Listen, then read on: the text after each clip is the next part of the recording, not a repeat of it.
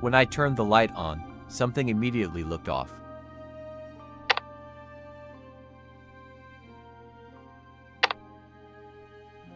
Let's take a closer look.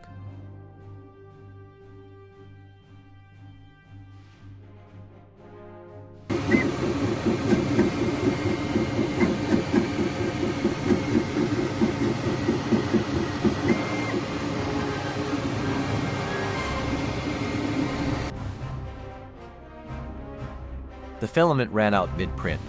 I replaced it with the same filament type and color, but from a different batch.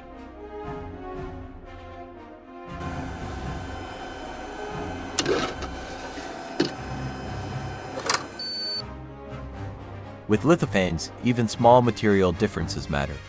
Slight changes in translucency, pigment density, or composition affect how light is scattered.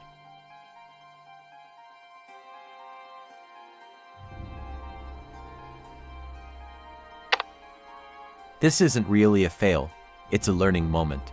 When printing lithophanes, using filament from the same batch can make a visible difference once light is involved.